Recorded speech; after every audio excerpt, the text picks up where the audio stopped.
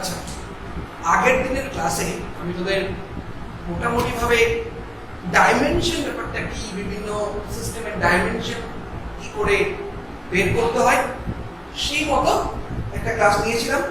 আজকে আমি তোদের তার উপর কিছু অঙ্ক করাবো এবং তারপরে একটু এরর অ্যানালিসিস করা শেখাবো। এটা একদম নতুন। দেখো, প্রথম অঙ্কটা অঙ্কটা আমি করছি যে problem on unit and dimension, পরে আসবো এরর অ্যানালিসিস। দেখো কি হচ্ছে না, প্রথম অঙ্কটা সবাই একটু করবো। আমি বলছি সবার কাছে হয়তো আশা করি খাতা পাতা চলে এসছে, বলেছিলাম খাতা রাখতে। অঙ্কটা হচ্ছে দেওয়া আছে y equals to a cos t by p minus q into x. Y equals to a cos t by p minus q into x, যেখানে t এর একক হলো সেকেন্ড, মানে বেসিক্যালি টাইম, এবং x এর একক হলো মিটার, মানে বেসিক্যালি হচ্ছে ডাইমেনশন অফ লেন্থ। তাহলে p এবং q এর ডাইমেনশন নির্ণয় করো, p এবং q এর মাত্রা নির্ণয় করো। অঙ্কটা দেখো, এই অঙ্কটা আমরা কিভাবে করতে পারি, কিসে হেল্প নিতে পারি। কথা হচ্ছে যে y equals to something like a cos of this, মানে cos এর ভিতর একটা অ্যাঙ্গেল, বেসিক্যালি cos থিটা বা sin থিটা বা tan থিটা তোমরা দেখে অভ্যস্ত। তাহলে সেটা হচ্ছে cos এর ভিতর বা sin এর ভিতর যা থাকবে সেটা বেসিক্যালি অ্যাঙ্গেল, এবং অ্যাঙ্গেল সবসময়ের জন্য হয় হচ্ছে ডাইমেনশন লেস কোয়ান্টিটি। তার মানে হচ্ছে cos এর ভিতরে যেটা আছে মানে p by p minus q into x is dimensionless। যেহেতু এটা cos এর মধ্যে আছে, sin এর মধ্যে থাকলে একই, tan এর মধ্যে থাকলে একই, আর অনেকগুলো ক্ষেত্রে এটা হবে, এটা হচ্ছে ডাইমেনশনলেস। এই সমস্ত রাশির কোনো মাত্রা হয় না, তাহলে যদি সেটাই হয় তাহলে অবশ্যই এটারই ডাইমেনশনলেস হয়। তাহলে দেখো p এর ডাইমেনশনটা t এর ডাইমেনশনের সাথে সমান হতে হবে। তাহলে দেখো t by t সুন্দরভাবে কেটে যাচ্ছে, মানে t by t basically dimensionless. তাহলে p এর ডাইমেনশন t এর ডাইমেনশনের সাথে সমান হবে, মানে p বেসিক্যালি একটা টাইমকে ডিনোট করবে। ঠিক একইভাবে q এর ডাইমেনশন দেখো কার সাথে সমান হবে না q into x, এই টার্মটা হবে ডাইমেনশনলেস।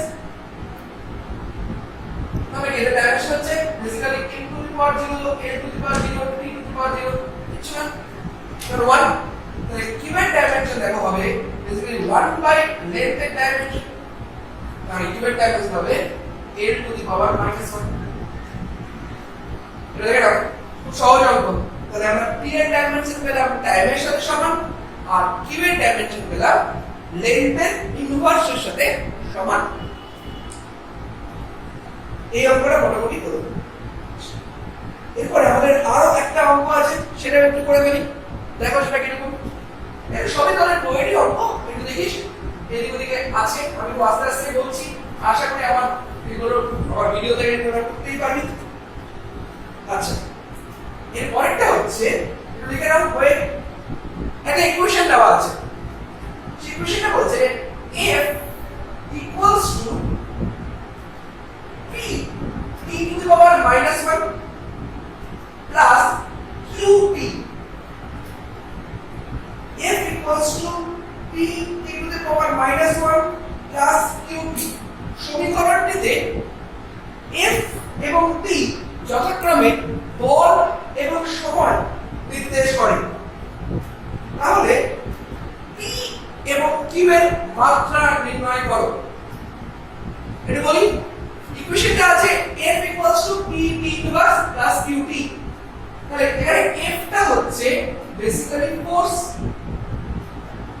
আর t গুলো হচ্ছে বেসিক্যালি টাইম।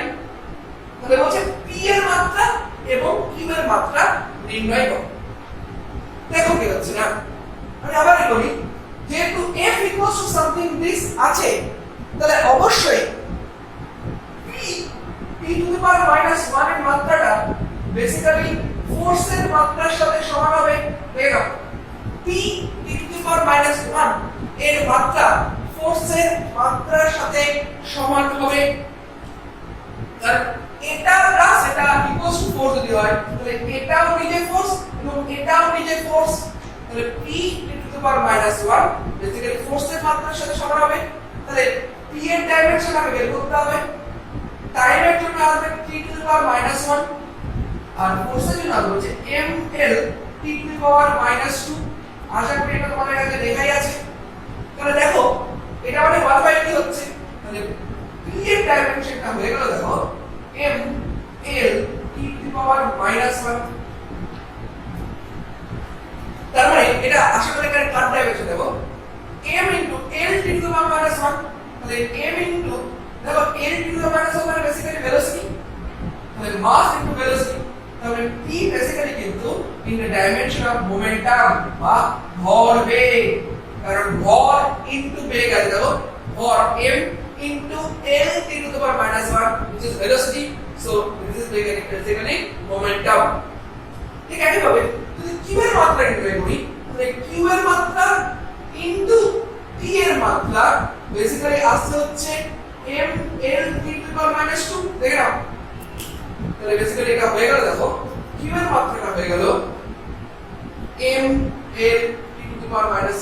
অন্য কোনো ডাইমেনশন এটা বেসিক্যালি আর অন্য কোনো ডাইমেনশন করতে হবে না, এটা আমার মনে হলো মোমেন্টাম আসলে তাই বলতাম এটা হচ্ছে m l t to the power -3 আকারে লিখে দেবে। তাহলে p এর ডাইমেনশন হলো মোমেন্টামের ডাইমেনশনের সাথে সমান এবং মানে ডাইমেনশন বলতে গেলে আর ভালো করে p এর dimension m l t to the power -1 এবং q এর ডাইমেনশন হচ্ছে m l t to the power -3। দেখো অঙ্কগুলো নিজে খাতার মধ্যে করো, প্রত্যেকটা অঙ্ক ধরে ধরে করো, দেখবে আশা করি ক্লিয়ার হয়ে যাবে।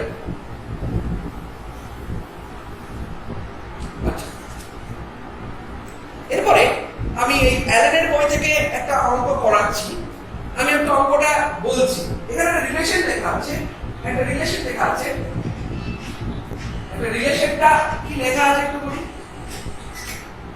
রিলেশনটা হচ্ছে v সাফিক্স t ইকুয়ালস হচ্ছে k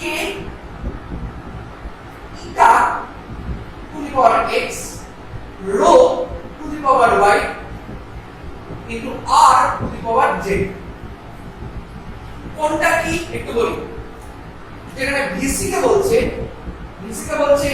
critical velocity, critical velocity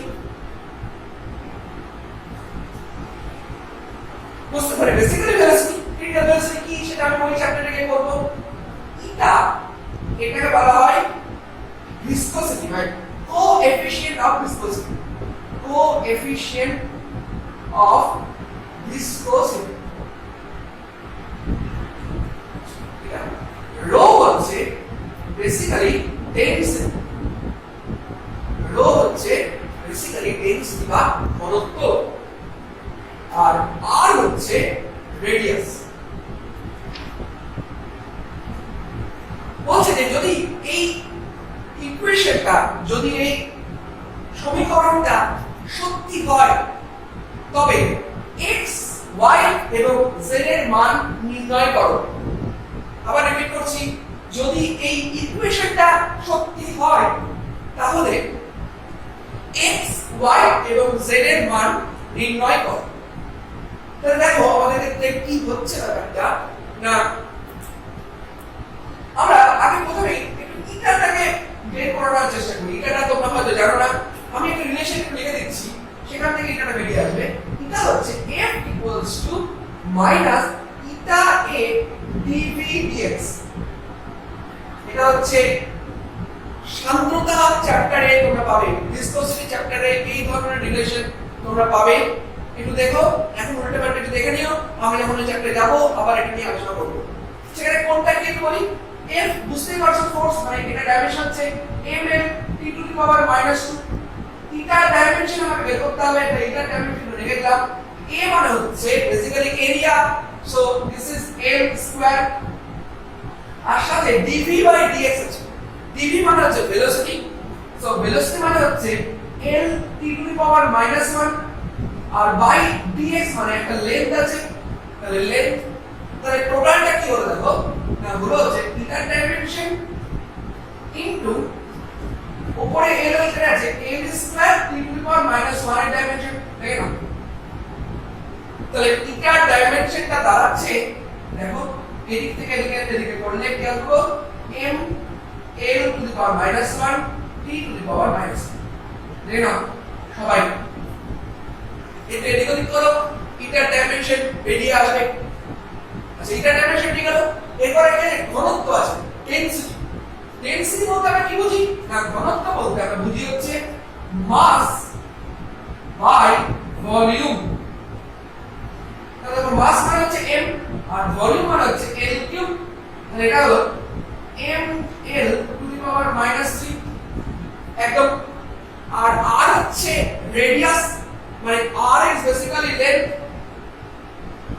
আর vc থেকে নতুন করে বলছি না ভেলোসিটি, এটা তো ভেলোসিটি মানে l t to the power -1। দেখো ইকুয়েশনের মধ্যে সবার ডাইমেনশন গুলো আমরা জেনে গেছি, এবং অবশ্যই k এর কথা বলি, k এর কথা বলাই ছিল, k হচ্ছে একটা ডাইমেনশনলেস কনস্ট্যান্ট, k হচ্ছে ডাইমেনশনলেস কনস্ট্যান্ট, এটা বলা ছিল, এটা কোশ্চেনের পার্টি আছে, k হচ্ছে ডাইমেনশনলেস কনস্ট্যান্ট। তাহলে এবার প্রপারলি আমি বসিয়ে দিই সমস্ত ইকুয়েশন গুলোকে, আমরা এই পুরো ফর্মটা একটু চেঞ্জ করে দিচ্ছি, আমরা যদি প্রপার বসিয়ে দিই দেখো কি হচ্ছে x y z করে বেরিয়ে আসবে।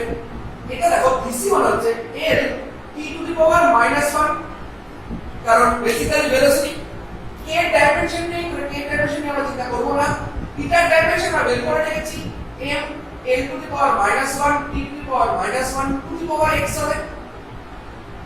ঘনত্ব ডাইমেনশন আমরা বের করে রেখেছি মাসের ডাইমেনশন বাই ভলিউমের ডাইমেনশন, মানে m l to the power cube -3 আর টু দি পাওয়ার y, আর r এর মানে হচ্ছে length to the power z, দেখে নাও। তাহলে এবার আমরা এদিকের প্রত্যেক পার্টকে আলাদা আলাদা করব, দেখো না m টু দি পাওয়ার আমরা কত পাচ্ছি, এখানে পাচ্ছি x, এখানে পাচ্ছি y, তাহলে আমরা লিখতে পারি x plus y। l to the power আমরা কত পেয়ে যাব -x -3y plus z l to the power, আর t to the power -x, দেখে নাও। আর এদিকে কি আছে না, আছে হচ্ছে m টু দি পাওয়ার ছিল l to the power 1 t to the power -1, তার বেসিক্যালি ভেলোসিটি। তাহলে দুদিকে আমি কম্পেয়ার করি, দেখো কি আসছে না x plus y equals two আসছে 0, কারণ m টু দি পাওয়ার এখানে 0 আছে, মানে x প্লাস y 0 হবে। l টু দি পাওয়ার হচ্ছে -x -3y plus z equals to 1, দেখে নাও। আর x টু দি পাওয়ার আসবে হচ্ছে দেখো -x আছে কিন্তু -x আর কিন্তু -1, তাহলে x টু দি পাওয়ার আসবে x ইকুয়ালস টু 1, তাহলে x ইকুয়ালস টু কম্পেয়ার করলে 1 আসছে, x টু দি পাওয়ার 1 আসছে, ঠিক আছে। আচ্ছা বাকি কোশ্চেন থেকে কি আসছে এবারে, x টু দি পাওয়ার 1 আসলো, দেখো x plus y equals two 0 আসছে, সো y ইকুয়ালস টু -1 আসছে, দেখে নাও। এবং লাস্টে z ইকুয়ালস টু কি করে আসবে, তো এই ইকুয়েশন যদি বসিয়ে দাও ভ্যালুগুলোকে, তাহলে x এর মানটা -1, সরি x এর মান হচ্ছে 1, so -1 plus 3y plus z, 3y মানে 3 1 করে দাও, 3 করে দাও, ইকুয়ালস টু 1, 1 1 এদিকে যাচ্ছে, z ইকুয়ালস টু দেখো কত আসছে -3, আর এখানে আসবে হচ্ছে +2 মানে -1, তাহলে x equals to 1, y equals to -1 আর z ইকুয়ালস টু -1। তাহলে আলটিমেটলি দেখো রিলেশনটা আমাদের কি আসলো না, অবশ্যই রিলেশনটা আসছে BC equals to k dimensionless constant theta two the power x, মানে থিটা টু দি পাওয়ার 1 মানে থিটা বাই রো, মানে দেখো y জায়গায় যদি আমি -1 লিখেছি তাহলে রো টু দি পাওয়ার -1 মানে বাই রো, আর r to the power z equals to -1 আছে, so r to the power -1, so নিচে একটা r, মানে this is the relation VC equals to k theta by rho r। এটা তোমরা তোমাদের বইয়ে ওই ক্রিটিক্যাল ভেলোসিটি জায়গায় মানে সান্দ্রতার যে চ্যাপ্টারটা আছে সেটা পাবে। আমরা ওই চ্যাপ্টারে গিয়ে এই ইকুয়েশনটাকে আলাদা করে ডিসকাস করব, তখন তোমাদের যেটুকু কনফিউশন আছে সেই কনফিউশন দূর হয়ে যাবে। তাহলে এই হচ্ছে আমাদের ডাইমেনশন অ্যানালিসিসের গুরুত্ব। এর মধ্যে একটা অঙ্ক আমরা করালাম।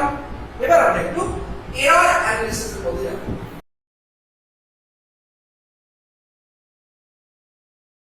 হেডিং করো এরর অ্যানালাইসিস। কি ব্যাপারটা একটু জাস্ট আমি এটাকে একটু শুরু করে দিই, পরে একটু প্রবলেম করাবো এবং একটা এক্সপেরিমেন্ট করাবো। এরর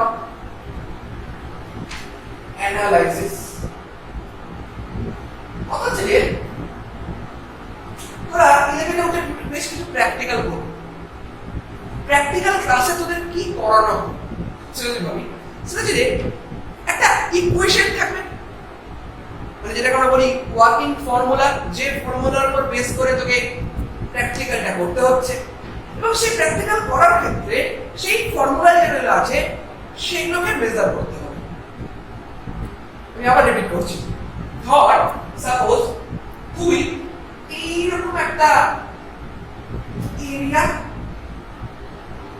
এর মান নির্ণয় করতে চলেছিস।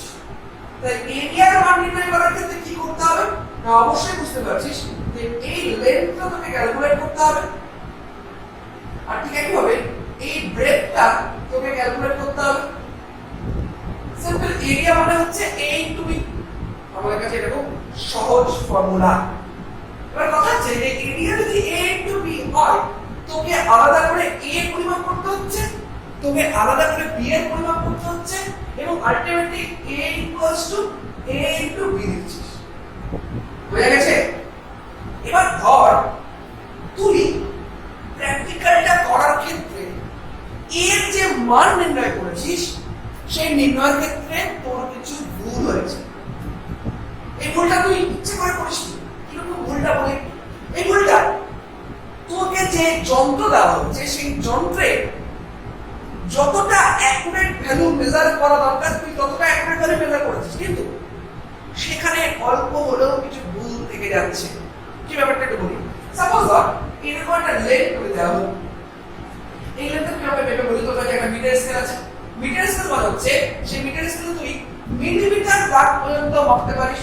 তো তুই ভেবে বলি স্যার এটা হচ্ছে 5.1 সেন্টিমিটার, কারণ ওই যে মিটার স্কেল সেখানে ওই 0.1 0.2 0.3 মানে মিলিমিটার ঘর পর্যন্ত তুই মাপতে পারিস, তার থেকে কম ঘর তুই মাপতে পারিস। আমি বলতাম মানে এই ভ্যালুটা কেন 5.15 হলো না, বা 5.16 হলো না, বা 5.13 হলো না, অনেক কিছু তো হতে পারতো না।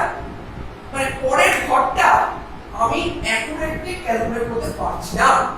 এটা হচ্ছে আমার যন্ত্রের ত্রুটি আছে, যন্ত্রটা কত অ্যাকুরেট মেজারমেন্ট করতে পারছে। তাহলে যদি এইরকম একটা মিটার স্কেল দিয়ে তুই a এবং b পরিমাপ করিস, তাহলে সেই a এবং b উভয় পরিমাপের ক্ষেত্রেই তোর কিছু না কিছু ত্রুটি থেকে যাবে। a এবং b এর মান তুই কখনো অ্যাকুরেটলি মেজার করতে পারবি না। তোর স্মল a এবং স্মল b এর মানের মধ্যে খানিকটা ত্রুটি থেকে যাবে। এটা একটু ভাবার চেষ্টা কর। আমি আবার রিপিট করছি, যখনই আমরা কোনো এক্সপেরিমেন্ট করতে থাকি, সেই এক্সপেরিমেন্ট করার ক্ষেত্রে আমাদের যান্ত্রিক বলতে পারি যান্ত্রিক ত্রুটি বলবো না এটাকে, যন্ত্রের অ্যাকুরেসি লেভেলের উপর নির্ভর করে বিভিন্ন সময় বিভিন্ন ধরনের ত্রুটি আসে, এবং এর স্মল এর মান পরিমাপের ক্ষেত্রে যদি তোমার ত্রুটি হয় এবং স্মল বি মানের পরিমাপের ক্ষেত্রে যদি তোমার ত্রুটি হয়, তাহলে অবশ্যই ক্যাপিটাল এ এর পরিমাপের ক্ষেত্রেও তোমার ত্রুটি থাকবে। তার মানে হচ্ছে স্মল এ এর পরিমাপের ক্ষেত্রে তোমার কিছু ত্রুটি আছে, স্মল বি এর পরিমাপের ক্ষেত্রে তোমার কিছু ত্রুটি আছে। তাহলে অবশ্যই এর এই দুটোর মেজার করে যেহেতু তুই এরিয়া মেজার করছিস, তাহলে এরিয়ার মেজারমেন্টের মধ্যেও ত্রুটি থাকবে। সেই ত্রুটি আমরা ক্যালকুলেট করতে চলেছি যে কতটা ত্রুটি থাকতে পারে। বুঝেছো? প্রসেসটা আশা করি ক্লিয়ার হচ্ছে আস্তে আস্তে। এখানে এটা করার ক্ষেত্রে আমরা একটু ডিফারেন্সিয়েশনের হেল্প নিই। সাধারণত আমরা এটা ডিফারেন্সিয়েশনের হেল্প নিয়ে করতে থাকি। তাহলে আমরা এই রিলেশনে কি হলো? Capital A equals to small a into small b, a into b। তাহলে এই ধরনের অঙ্কগুলো করার ক্ষেত্রে আমরা কি করে করি একটু দেখো। এটা সব জায়গায় মোটামুটি একই নিয়ম।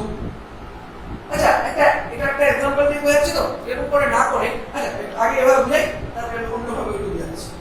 ফার্স্ট কাজ হচ্ছে না আমি এটাকে লগ নেব, মানে এই ক্যাপিটাল A এর উপর একটা লগ নেওয়ার চেষ্টা করব। তাহলে ln A যদি নিই তাহলে এখান থেকে কি আসবে দেখো, আসবে অবশ্যই ln small a plus ln small b। কারণ আমরা জানি এই log of x y equals to log x plus log y, এটা log এর ফর্মুলা। যদি কেউ না জানে থাকো একটু 9 10 এর বইগুলো ওটা দেখে নিও। তাহলে এবার যদি এটাকে ডিফারেন্সিয়েশন করি, এটাকে আমি থ্রু আউট একটা ডিফারেন্সিয়েশন করব, তাহলে অবশ্যই তোমাদের log এর ডিফারেন্সিয়েশন ফর্মুলাটা একটু শিখে ফেলতে হবে। আমরা এখানে একটা ফর্মুলা লিখে দিচ্ছি, y equals to যদি কখনো ln x হয় তবে dy by dx এই রাশিটা হবে 1 by x, মানে ln x এর ডিফারেন্সিয়েশন হচ্ছে 1 by x। তাহলে dy টা কি হবে? না dx by x। তো দেখে নাও এটা হচ্ছে ডিফারেন্সিয়েশনের ফর্মুলা। আমরা এই ফর্মুলাটা এখানে অ্যাপ্লাই করছি। অর্থাৎ যেখানে কি হবে দেখো dA by a হবে একই হবে। দেখো y equals to ln x যদি হতো তাহলে dy equals to dx by x। তাহলে এখানে যদি y equals to ln a হয় তাহলে এখানে হবে dA by a dy। এখানে কি হবে দেখো d small a by a plus d small b by b। দেখে নাও এবার একটু বলি আমি, সেটা তুমি পরিমাপ করছো স্মল a এবং স্মল b, এবং উভয়ের পরিমাপের ক্ষেত্রে তোমার কিছু ত্রুটি আছে। মানে কি এর মানের একটা খুব অল্প পরিবর্তন আছে। তাহলে dA by a কিন্তু এর মানের ত্রুটিকেই বোঝায়। একইভাবে dB by b কিন্তু d এর মাপে মানে ত্রুটিকেই বোঝায়। তাহলে অবশ্যই এই দুটো তোমরা জানতে পারবে যে তুমি এইটাতে তোমার কতখানি ত্রুটি আছে এরকম ধরনের অঙ্ক তোমাকে দেবে, বা এটা তোমার কত ধরনের কত মানের ত্রুটি আছে সেটাও তোমার জানা থাকবে। তাহলে অবশ্যই তুমি dA by a এর মান কেমন হচ্ছে সেটা নির্ণয় করতে পারবে। এবং দেখো আমি বলি যে আমি বারবার বলছি এরর যেমন পজিটিভ এরর থাকে, মানে ধরো একটা ভ্যালু আমি বলবো ভ্যালু ধরো 5.1, আমি এটা বললাম যে এই ভ্যালুটা সাপোজ 5.05 হতে পারে, আবার 5.15 হতে পারে। মানে এরা পজিটিভ এবং নেগেটিভ সব সময় দুই রকমই থাকে। কিন্তু একটা কথা হচ্ছে যে ধরো আমি a স্মল a পরিমাপ করেছি, আমি স্মল b পরিমাপ করেছি, এবং দুটোর ক্ষেত্রে আমার ত্রুটি আছে। তাহলে অবশ্যই ক্যাপিটাল A এর মধ্যে ত্রুটি থাকবে। যদি সেটাই হয় স্মল a এবং স্মল b এর মধ্যে যা ত্রুটি থাকবে ক্যাপিটাল A এর মধ্যে ত্রুটি থাকবে এবং ত্রুটি সবসময়ের জন্য বাড়বে। তাহলে এরকম মনে হচ্ছে স্যার a এর ত্রুটিটা নেগেটিভ, b এর ত্রুটিটা পজিটিভ, তাহলে কি ব্যাপারটা পজিটিভ নেগেটিভ অংশে ক্যান্সেল আউট হয়ে যেতে পারে? না, হতে পারে না। এরর সবসময়ের জন্য সিম্পল যোগ হবে। সাপোজ আমি এখানে বলি যে a এর ত্রুটিটা ধরো +-1%, b এর ত্রুটি ধরো +-2%। তাহলে এই রিলেশন থেকে আমরা কি বলতে পারি না ক্যাপিটাল A এর ত্রুটি হচ্ছে দেখো simple dA by a plus dB by b, এখানে শুধুমাত্র আমরা যোগ করব, মানে 1 + 2 = 3%। মানে ক্যাপিটাল A এর পরিমাপের ক্ষেত্রে ত্রুটিটা হলো 3%, কারণ প্রত্যেকটাতেই অল্প অল্প করে ত্রুটি আছে। আচ্ছা এরপর আমি একটা অঙ্ক একটু করাই আজকে, তোমরা মোটামুটি ব্যাপারটা ধরতে পারবে যে আমরা কি করতে চলেছি। পরের দিন আমরা এরপর আরো কিছু অঙ্ক করব। আচ্ছা আমি একটু এখান থেকে এই একটা অঙ্ক একটু খুঁজে বার করি, একটু ওয়েট করো তোমরা।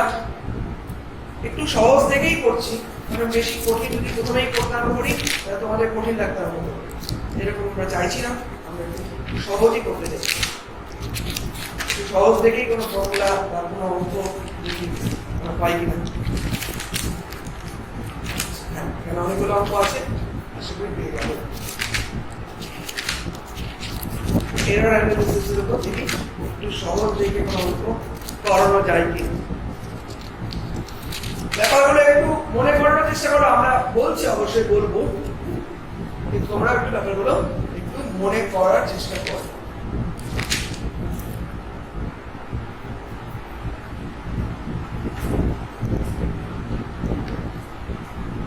আচ্ছা চলো, এটা বেশ ভালো অঙ্ক, এটা একটু করে ফেলো। তোমাদের কাছে একটা রিলেশন দেওয়া আছে, আমি একটা বই থেকে করছি, অ্যালেনের বই থেকে করছি, আমি অঙ্কটা তোমাদের বলে দিচ্ছি পরে, কেউ যদি চান আমি ছবি তুলে পরে পাঠিয়ে দেবো। আমি আপাতত বলি কি করছি। ক্যাপিটাল এক্স আমি নির্ণয় করব। ইকুয়েশন হচ্ছে ক্যাপিটাল এক্স এর ক্ষেত্রে ইকুয়েশনটা হচ্ছে স্মল a কিউব তার সাথে b square by root over c into d। a cube into b square by root over c into root over d। এখানে a b c d পরিমাপ করা হচ্ছে এবং এর b c d পরিমাপের ক্ষেত্রে ত্রুটি করে লিখে দেব। a এর পরিমাপের ক্ষেত্রে ত্রুটি হচ্ছে 1%, b এর পরিমাপের ক্ষেত্রে ত্রুটি হচ্ছে 3%, c এর পরিমাপের ক্ষেত্রে ত্রুটি হচ্ছে 4% এবং d এর পরিমাপের ক্ষেত্রে ত্রুটি হচ্ছে 2%। a এর মধ্যে ত্রুটি 1%, b এর মধ্যে মানে a পরিমাপের ক্ষেত্রে ত্রুটি 1%, b পরিমাপের জন্য ত্রুটি 3%, c পরিমাপের জন্য ত্রুটি 4% এবং d পরিমাপের জন্য ত্রুটি 2%। তাহলে x পরিমাপের ত্রুটি কত? দেখো কি করে।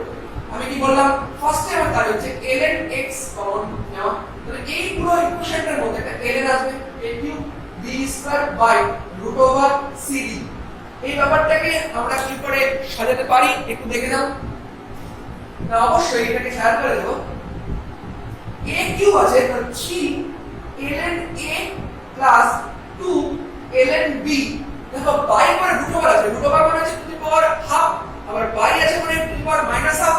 So minus of half ln c minus of half ln d।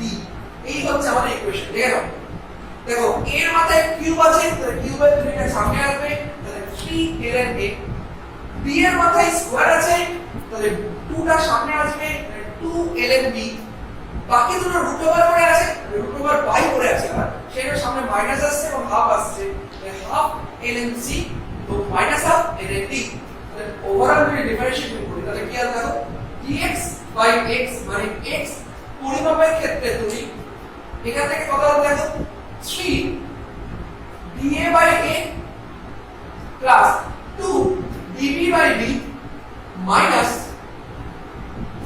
Half dc by c এবং minus half dB by d। দেখে নাও a b c কে আমরা ক্যালকুলেট করতে পারবো।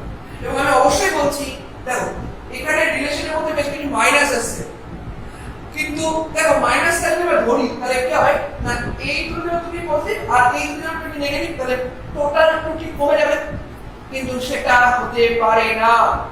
যেখানে এখানে নেগেটিভ আসবে ফর্মুলার মধ্যে, মানে এই dx by x বা whatever may be the formula, সেখানে যদি কোথাও নেগেটিভ আসে আমরা বসাবো সবকিছু বসবো, কোথাও কোনো নেগেটিভ ভ্যালু এররের ক্ষেত্রে সম্ভব নয়, কারণ এরর সবসময়ের জন্যই মানটা বাড়তে থাকে, কখনো মানটা কমে না। তাহলে dx by x আমাদের কত হবে গো, তাহলে দেখো কত হচ্ছে dA by a, তাহলে 3 into 1% plus 2 into 3% মাইনাস না প্লাস হয়ে যাবে, কারণ আমরা মাইনাস ধরবো না, মাইনাস ধরলে এটা কমে যাচ্ছে, তাহলে half into 4% plus half into 2%, তাহলে টোটালটা কত আসছে দেখো 3% প্লাস 6% প্লাস 2% প্লাস 1%, তাহলে টোটালটা কত হলো 6 প্লাস 6 12%। মানে a b c d এর ক্ষেত্রে ত্রুটি যদি এরকম হয় তাহলে x পরিমাপের ক্ষেত্রে ত্রুটিও এরকম হচ্ছে। এই টেকনিকটা অ্যাডপ্ট করার চেষ্টা করো। আমরা পরের দিন এর উপর আরো কিছু অঙ্ক করাবো এবং তার সাথে একটা প্র্যাকটিক্যাল করাবো। স্লাইড ক্যালিপার্স এবং স্ক্রু গেজ। আজকে এই পর্যন্তই থাকবে।